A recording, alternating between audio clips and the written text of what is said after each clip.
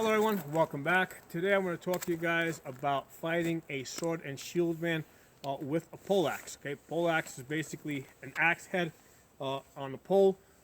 You can hit with the axe face over here. Usually on the back side here, there's either a spike or a like a hammer surface, so that you can smash with this side. There's a spike on top here, so that you can thrust. Right, and there's either a spike on the back here, or again a metal ball. So again, you can also hit with the back side. Okay, one of the great advantages of the poleaxe is you've got two hands on the weapon, and you've got the weight, the mass of the weapon at the end. So between the two, you can hit pretty hard with this thing. Okay. Now this is a weapon simulator that I actually hit people with this. So this has a rubber head on the inside, but even with the rubber head, I mean, if you don't have good armor on, I mean, this thing hits pretty hard. Okay, so its advantage, its power. Its disadvantage is that any attacks that you make have to be defensive in nature, right? Because here's the thing: I've got a weapon over here, right? But I don't have a shield, so like 95% of my body is exposed. Okay, I have to block with this weapon as I'm attacking.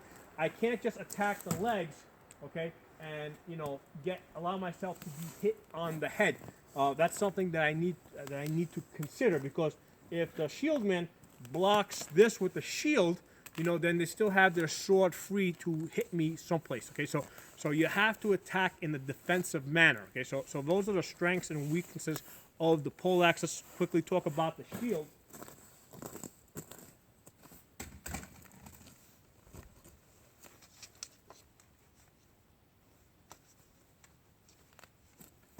Okay, so with the shield, the big advantage of this is I got a huge part of my body covered, okay?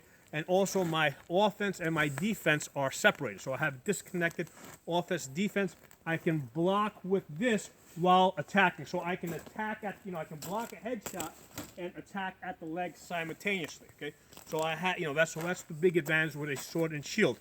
You have a separated offense and defense. A large part of my body is covered. So now we're going to talk about fighting with a poleaxe. When I'm fighting a shieldman, what I'm trying to do. The thing to understand here is that the shieldman does have the advantage to the extent that if they close in, all right, look, you see this pole over here? If the shieldman can close in and place his shield on the weapon, it's really hard to swing that weapon. So if the shieldman can close in, now he's able to swing because he's got that disconnected offense defense. Meanwhile, the poleaxe, the guy with the poleaxe, it's very difficult for him to move his arm. Let me explain.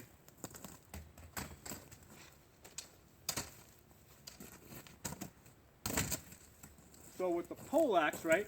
If this is a shieldman over here, right? He's got a shield, right? This is now a sword over here, right? If he's able to close in on me and place his shield on my arms, it's really hard for me to move this around. So obviously I'm going to try to step back and fire a shot, but he's also going to try and close in on me. So we're trying to fight at two different ranges. When in the poleaxe versus shieldman fight, right? Poleaxe versus shield. I want to stay in the medium range, right? I want to stay about here and fight from here, while the shieldman wants to get in close, shut down my ability to move this thing around by placing that shield really close to my weapon or on my weapon, and then striking me with his free weapon. Okay, so that's the strategy of the shieldman. Now, this looks like it's a this is what I call a medium range weapon, because most of the time if I'm fighting this, look where my hands are. Right there, I got one hand back here, one hand here, so I have about as much reach as a sword. So when my hand's over there, you can see I only have a really small reach advantage over most swords, and some single-handed swords are a lot longer than this. So there's really no range advantage. Let me put this down. Okay, I can occasionally slip my hand, so I can come out, I can let my hands slip over here. Now, if I do that, basically, I need to recover really fast. See how I can slip my hands, but usually I got to come really back. It's really hard to basically bring your hands together like this, come back and take another shot like that, it just requires a lot of torque. So usually if I'm going to take a shot from there, I'm going to come back here, you know, and I'm sliding my hands like that. So temporarily, I can let my hands slide down, but usually I got to bring it back, and then I can attack with that. So your hands move back and forth on a poleaxe, okay? So let's talk about what I want to do now to the Shieldman. The Shieldman, again, he's got that that disconnected defense and offense. What I want to do, the way I fight a Shieldman is, as he's approaching me, right, I want to take this and I'm going to be hitting him. First of all, I'm holding this on my left side, because normally if I'm fighting another polearm, I'm holding, you know, if I'm right-handed, I'm holding this in my right hand. Well, against a right-handed Shieldman, I'm going to switch to my left side. The reason why I'm switching to my left side is because, you know, this is the shield side, that's the weapon side. I have a lot more options on this side. If I come to this side, all right, now I got a lot more shield on that side. If I try to cross my hands over like this, you know, now, you know, my ability to hit is not as powerful as if my hands are like this. So that's why it just makes more sense to swing like that. Now, you know, right now it seems like it's really easy to switch back and forth from, you know, left hand leading, right hand leading. However, if you got gauntlets on, that's not quite as easy. So usually if I'm facing up against a right-handed Shieldman, I'm going to immediately switch to my left side, and for the most part, I'm going to fight him, you know, with my left hand leading, okay? So what I want to do is I'm going to work this side, high, low, high, low. I'm going to be hitting him really, really hard. So like I said earlier, the strength of the poleaxe is its power. It hits really hard, and what I'm going to do is I'm going to start swinging at this guy really, really hard, and I want him to know that I'm going to be swinging hard. He's going to block this with his shield. The way he's going to block that,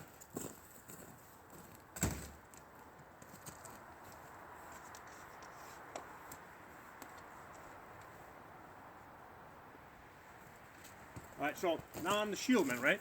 So the poleaxe is going to be attacking on this side over here. The power of the strikes is such that I cannot just sword block it. I need to bring my shield over.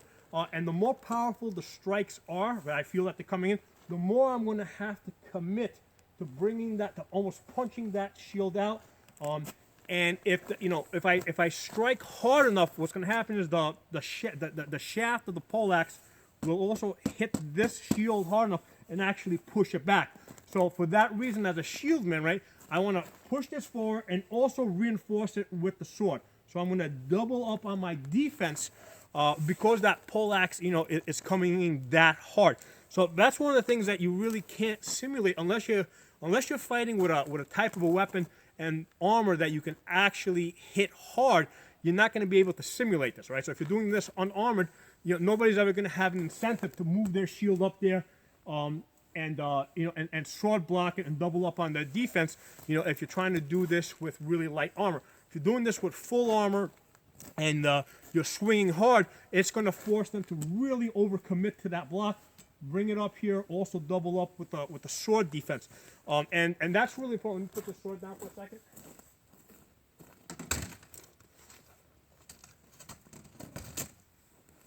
So as I was saying, I'm here. The Shieldman's coming in. I want to strike him really hard, high and low, high, forcing him to really overcommit to blocking to that side. Because he knows I'm hitting him so hard, he's going to also use his sword for defense, which means I'm tying up his sword. If he has to use both his sword and his shield to block my blows, it means that he's not hitting me with his sword. So that's one of the first things I want to do. I want to take his offense out of the equation as much as possible. I want him only blocking. I don't want him attacking.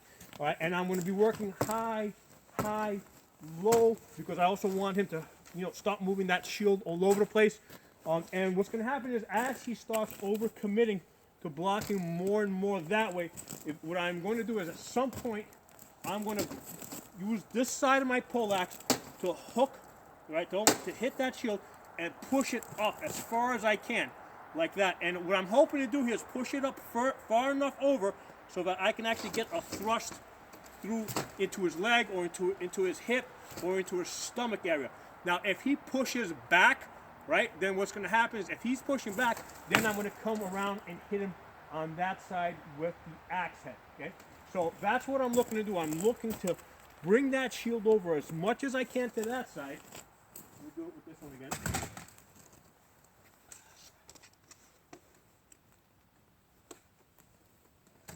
Right, so if there's a lot of hard incoming blows up here, right, you're going to force the guy to bring his shield over here. Look what's starting to open up on this side over here, right? So by forcing me to overcommit to that side over there, I'm opening up a gap on this side where you can get the other end of the poleaxe through the spiky part, right? And also by bringing my shield over this way, it's also cutting down on my ability to strike back because I cannot cut through my shield. Normally, if I'm fighting like this, right? So I have, I have my offense. But if you force me to bring my shield here, now you're kind of limiting my ability to attack a little bit, right? I mean, I can still throw some shots, but I don't quite have the variety of shots available to me if my shield is all the way out here, because I know that there's these really hard blows coming in that I really have to push out because I don't want to have to hit this, get pushed back a little bit and hit me on the head. Let me explain what I mean.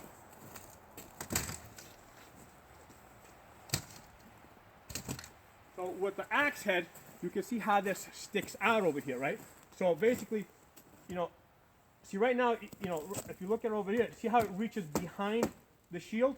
So this guy can push this out, and that axe head can still get behind there and make contact and still get hard. And also, if you hit it, you see how that shield moves? So the haft is hitting the shield, all right? And if he's not holding that shield strong, it's going to push it back, and then the head's going to come in and it's going to hit the body.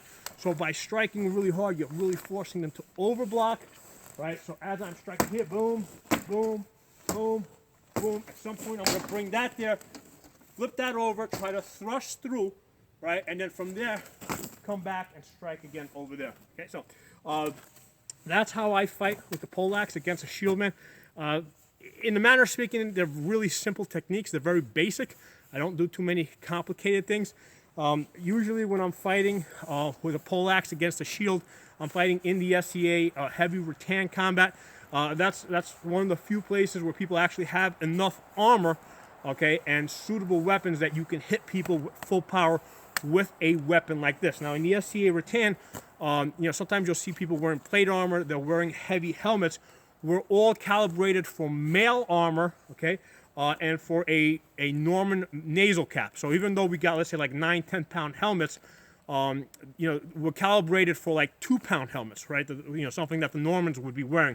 Same thing with the armor on the body. Even though you might see some plates, it's male armor. It's not plate armor that we're fighting against, okay? So the SCA is really a good place to fight with polearms.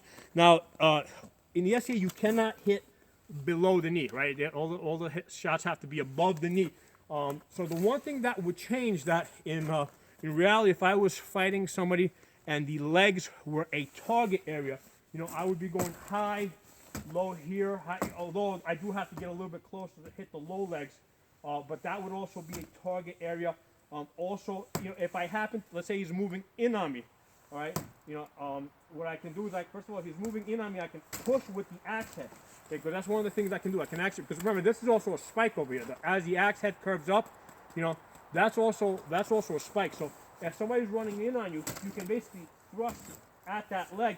You're probably not going to be able to hit him with this point, but you can probably catch with this point and trip him up as they're running in.